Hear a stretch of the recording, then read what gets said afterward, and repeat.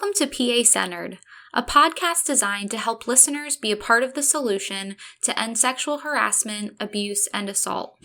Each episode, we will take on a topic or current event to help spark conversation and break down barriers to building communities free from sexual violence.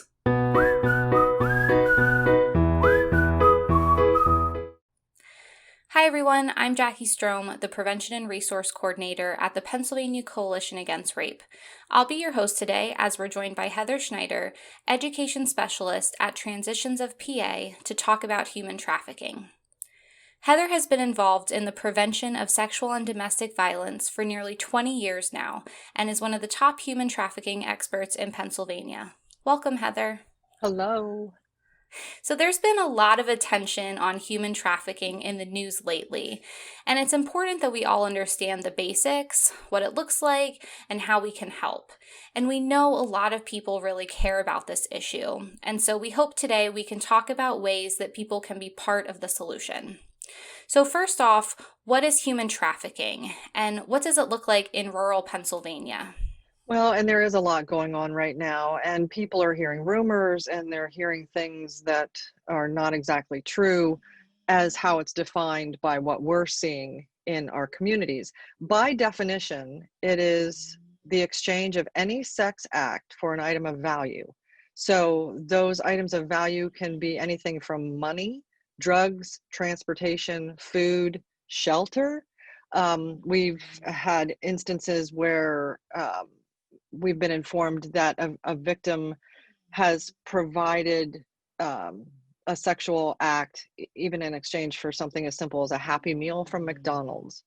So, but what we're seeing here in rural Pennsylvania in our communities and our backyards are generally family members who traffic another family member, or we're hearing about young girls, especially talking about having older boyfriends, and how these older boyfriends are taking them places and treating them to different things, and then it turns into where this is an actual trafficker that is getting the young girl into this life.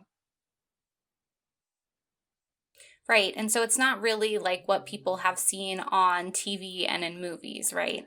No, it's generally not the movies and TVs. That's not to discount that. There are some situations that might present themselves as that.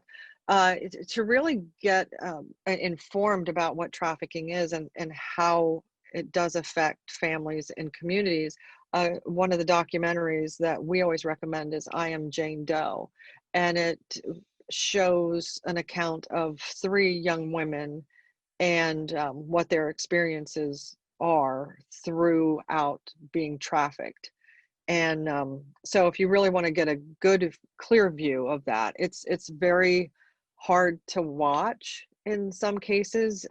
One thing we always do tell people that if you're going to educate yourself about this, you have to also prepare yourself and make sure that you're following up on self-care. That makes sense. So, who is most likely to be involved in a human trafficking situation? And let's start with who might be most likely to be a trafficker. Well, in that particular situation, what we have encountered, and according to the Department of Health and the Department of Justice, the first category is parents or guardians. Now, that doesn't necessarily always mean that right away you look at the biological parent, but there's foster parents, there's step parents, there's anybody acting in a role of a guardian, whether it's legal guardianship or not. Those are individuals that are putting themselves in that role. A lot of times in the conversation with a victim, you'll hear the young, especially a young female, which is the majority of the victims that are trafficked, you'll hear her refer to her trafficker as daddy. And so that's even putting that into that category. But then we have other family members. We have those individuals acting as boyfriends, even husbands, pimps, other acquaintances, drug dealers, gang members. You start going down the list of the ones you kind of typically expect to be associated with that. But then you have those fake employment agencies, which pop up all over the place. You have fake modeling agencies, job placement agencies, adoption agencies, even that are not um, true to what they say. Anywhere there's a situation where it's just like any other relationship where violence and abuse is present. It's all about power and control. This trafficker is all about having power and control over this individual, and they'll do whatever it takes through force, fraud, and coercion to entice that victim into this situation. And many of the victims hold themselves responsible and say it's their fault that they're, in this situation, but it is not. The trafficker is the one that has totally manipulated, and especially when a minor is involved, it's these individuals are professionals at what they do, so they're able to really manipulate the mind of a child to entice them thinking that they're coming into a better situation when they are not. So you just spoke a little bit about who some of these victims might be, but could you tell us a little bit more about who's most likely to be victimized by human trafficking? Well, as I mentioned, it's mostly minor girls. You have at-risk youth, especially runaways. We've experienced where kids will run away several times, in a 12-month period, and even the Department of Justice indicates that a minor has there's a high percentage that they will come in contact with a trafficker or be trafficked if they run away 3 or more times in a 12-month period. Right now, especially the way our world is turning, we have individuals that are struggling with their own sexual identity. We have LGBTQ and homeless youth, and sometimes homeless not by choice, but look at the fires that are ravaging our West Coast. And we have families that are being displaced. We've had natural disasters like floods, even in our own area, that have displaced families. And so these kids are finding themselves living with people that they really don't know that well. They may be family members, they may not be family members. They're in situations where they're around other people and exposed to situations that they may not normally be exposed to. And so when you have children that are really struggling in their own situations, it's very easy for someone who knows what they're doing to target that youth and be able to manipulate them. So there's a lot of outside factors that are going on with that as well. Absolutely. And then, so the last category of folks I wanted to touch base about is who are the sex buyers? Who is making human trafficking continue to exist? Well, and that's just it. There's a lot of studies that have dated back even as early as back in the 1940s with things. There's the National John Suppression Initiative that was started by a sheriff in Cook County in Illinois to really draw attention to the role of sex buyers and how they fuel the sex trafficking business. It's like supply and demand. Without a demand, there wouldn't have to be a supply.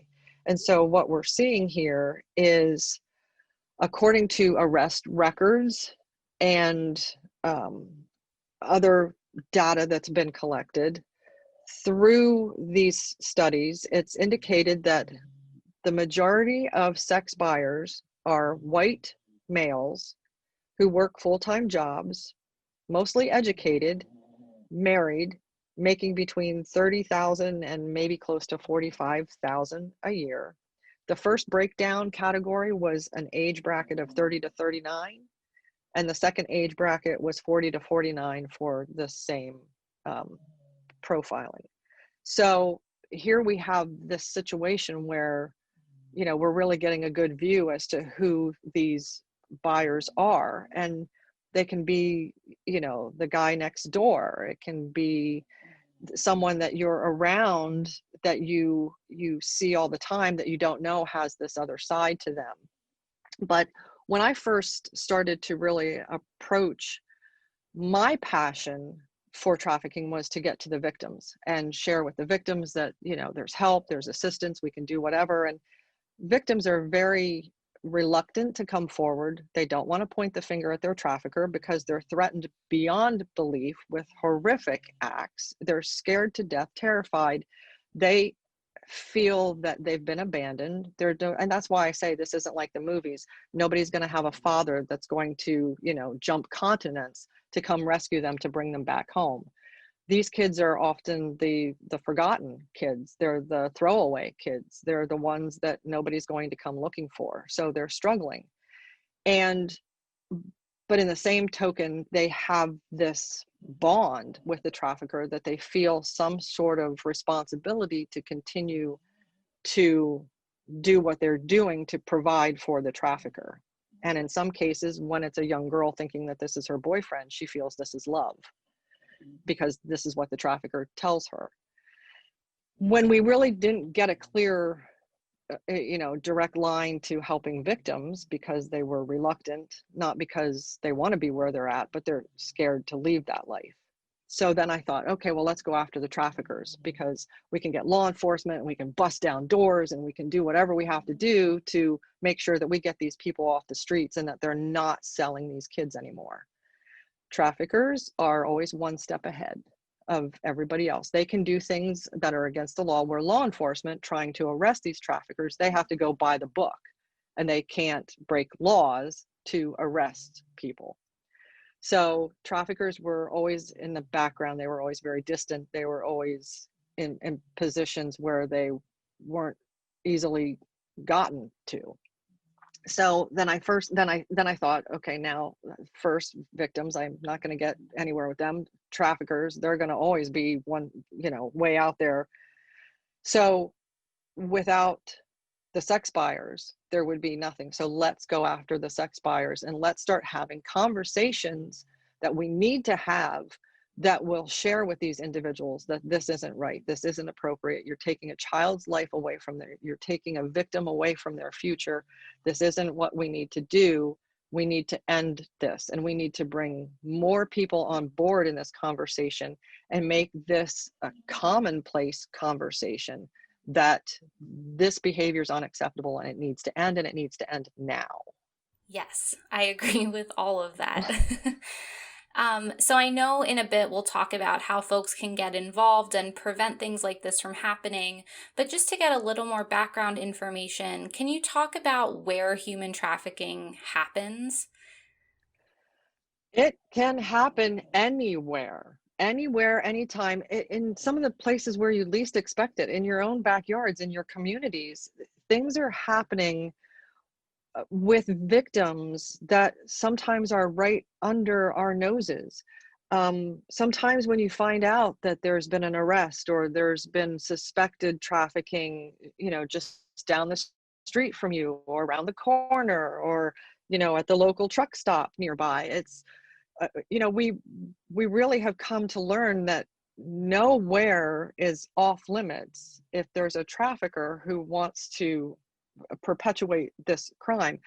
Trafficking is the fastest growing criminal enterprise in the world, and the profit from it is over $150 billion. So it's motivated by money. You have individuals that are living in poverty that feel that this is the best way to get out of that situation. They're looking at, whatever it takes to benefit them at all costs of anybody else involved. We do a lot of trainings with truck drivers at the local drivers academy here in our area, and there's a national organization, Truckers Against Trafficking, because they're the eyes and the ears on the road, and they see things, they hear things, they know things, and they're really one of our strongest allies now with reporting. So we've had victims tell us that they've been trafficked right out of their own homes, and they live in rural communities, they live in suburbs, they live in big cities. It doesn't matter. Wherever there's somebody that feels that this is a crime that they want to be involved in, they're going to try to push the issue. So we just have to learn to recognize some of the signs when, especially like I said, when you have a younger girl talking about an older boyfriend. You see behavioral changes. You see signs of abuse or torture. A lot of these victims are tattooed or branded with markings that identify them as property of the trafficker. Most times I tell people, if you notice a new tattoo or something, usually people that get those types of things really want to share the story and the history because it's meaningful to them. But if you get an individual who doesn't want to talk about that tattoo, can't give you some information about that, has a very rehearsed response to questions that you ask. If you ask them if they can come and go as they please and they can't, if they're living in a home where there's multiple children living in that home and you see a large amount of activity of adults coming in and out of the house, there's a lot of things where kids will have serious mental issues and health issues, and you you rely on your gut instinct. You know, as adults, we get to a certain position in our life where if something's not right, don't just discard that feeling. You know, err on the side of caution and make a report. And I think you bring up a really interesting point about going with your gut, and if something's not right, to report it or to ask for help. And I think, as we alluded to earlier, there's a lot of things circulating in the news and the media about human trafficking and about people potentially being abducted for human trafficking. But I know that that's not always the case, or oftentimes not usually what's happening. And so I was wondering if you could talk a little bit about how most victims, I know you talked about it a little bit already, but what it looks like most common for a victim of human trafficking to initially get involved in this. In most cases, it's not a blindside abduction. Not to say that that doesn't happen, but yeah, there are a lot of things in especially on social media right now with be cautious of this, be cautious of that. We should always be cautious of our surroundings. We should always be in a situation where we're watching out for ourselves and for others.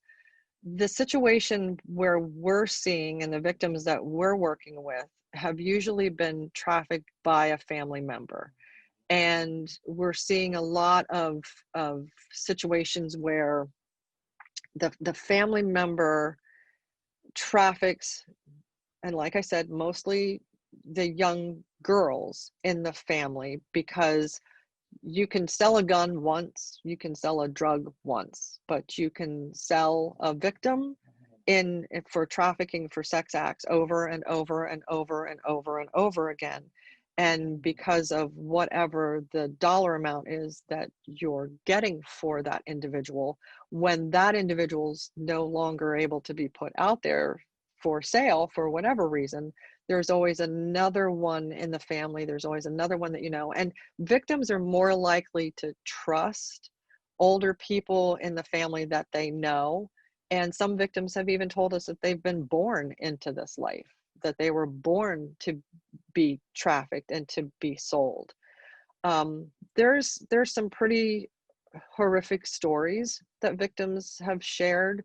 There have been stories that victims have shared that they feel that this was their responsibility and their duty to provide for their family in this way, even though the victim almost never gets any financial um, uh, payment for this. The trafficker gets all the money, not the victim, but the victim is being told that this is their responsibility and their role in this life. And you get individuals that have been in this life for so long that they feel crushed, they feel defeated, they feel this is all they're going to ever be, this is all their worth is. And so they feel they have no choice, and they feel that there's no one out there for them to trust. Trafficked victims have serious, and justifiably so, have serious trust issues. And so trying to get a victim to look at anybody with trust and hope is very difficult. Not that it cannot be done, but it takes some time. And I think, like with all victims of sexual abuse and sexual violence, there's, like you said, there's some element of trust there. There's some element of grooming, right? Trying to convince them to stay or not tell, or that this isn't a big deal. And it sounds like that's absolutely one of the tactics that abusers and traffickers continue to use to keep victims a part Fear of is this the biggest cycle. thing. Fear is the biggest thing. And then there's drugs that are involved as well, because what will happen is when the victim complains or says they no longer want to do this, they're either told, okay, you can leave. But we had one victim that was told, you can leave, but your 10-year-old sister will take your place. With the number of sex acts that these victims are required and it's demanded of them to perform almost daily, drugs come into place, because the victim is now saying, well, or the trafficker is giving the victim a drug saying, this will help with all that. This will help you deal with what's going on. And they use it in two ways. One, this is what you need to be able to do what you need to do for me. Or if you don't do, I'm going to withhold this drug. So now you're taking a victim and turning them into an addict and holding that drug over their heads in front of them so that they continue to do what you want them to do, because now you have that power and control over them. So we're seeing a lot of victims um, in the sex trafficking business also have serious substance addictions. So, we know that people want to get involved and prevent things like this from happening. And so, what are some of the things that people can do to help? I know you talked a little bit about how to identify some of the warning signs. Are there any other warning signs that folks should be paying attention to? Well, sometimes if you work, especially if you work around children, sometimes these kids are even allowed to go to school, so that there's no red flags. Now that we're in a pandemic, it's a little bit difficult because some of these kids can be pulled out and homeschooled, and then they kind of just drop off of everybody's radar. But these kids they're gonna act fearful. They usually won't ever talk for themselves. We've talked to nurses and doctors in ERs where a patient has come in who has been seriously abused and sexually assaulted, and there's an adult or another person with them that speaks for them, answers all the questions. The victim generally doesn't say a word. So when you see that someone is kind of stepping in that role of taking over the conversation, you'll have someone, if they do answer your questions, it's very rehearsed. You can ask the same question 20 different ways and you're almost going to get the same exact response each time. Someone might mention that they're traveling a lot here, there, and everywhere. There's really not a specific address that they can give you because they're really not living anywhere long enough to have an address. Live with several people, mostly other young kids. Talk about the older boyfriend, buying them things, taking them places. That's incurring a debt to that trafficker. It's debt bondage. And the trafficker always holds that over their heads too, of, well, I bought you this, I took you here, I'm giving you room and board. You think that's free? Well, these things don't come cheap and you have to work this debt off. So there's a lot of things. And like I said, mostly the tattoos, the signs of bruising. We don't always see the signs of mental and emotional abuse, but definitely someone that's acting very timid. If someone's just starting to be tricked and lured into this life, you might take somebody who a year ago was very vivacious and happy and outgoing and excited about life, and now they're very low key and calm. Most time won't even make eye contact with you, let alone carry on a conversation with you. So you can definitely start to see a change in that individual's behavior or their mannerisms, and kind of pick up on that there's something going on. And usually, like I said, if something's going on, you can't quite put your finger on it. There might be something there more to it than now. One of these things here and there does not necessarily mean that a victim's being trafficked, but you get a multiple a variety of these warning signs and these red flags, and there might be something more going on. Then it's make a report so that you can let the actual investigators figure things out and help with the situation.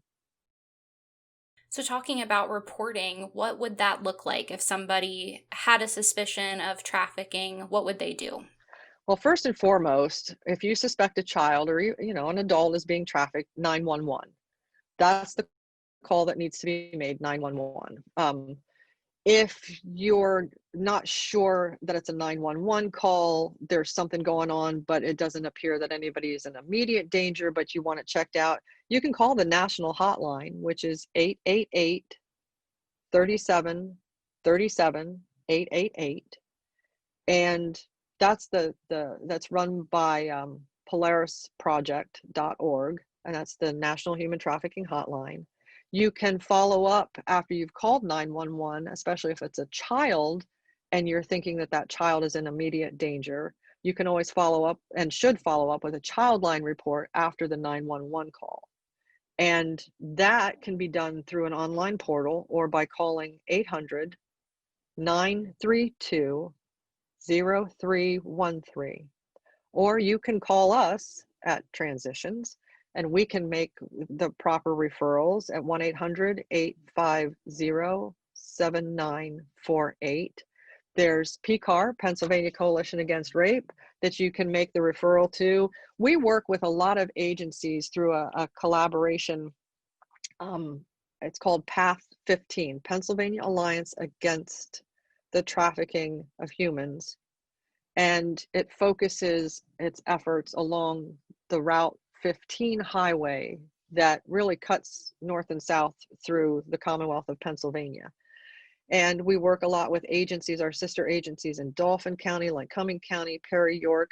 We have sister agencies all through the Commonwealth of Pennsylvania that are rape crisis centers and can refer to the appropriate agency if they're not prepared to help in that particular situation.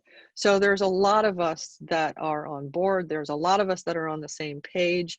There's a lot of individuals and organizations that are popping up that are making claims to be able to help victims of trafficking, and that might all be well and good, but you want to make sure you're reporting to a reliable, credible organization, institution that's going to be able to get that victim help immediately. So the ones that I mentioned through PCAR, Pennsylvania Coalition Against Rape, and our sister agencies and ourselves, 911, law enforcement, absolutely, the national hotline, those are all the ones that you need to make sure you have in your phone at all times.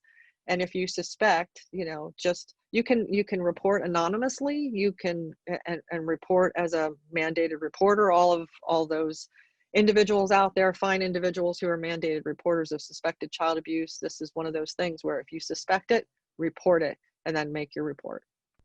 That's a great reminder for folks to put those numbers in their phone so that they have them at all times, because you really never know what you're going to run into and when you're going to need to help out. Correct.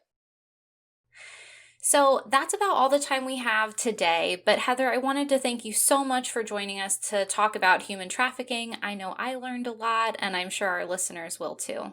Great. I'm glad to do it. Thank you so much for having me. And so if anyone has any more questions about human trafficking, you can visit pcar.org or your local rape crisis center. Thank you all for listening to this episode of PA Centered.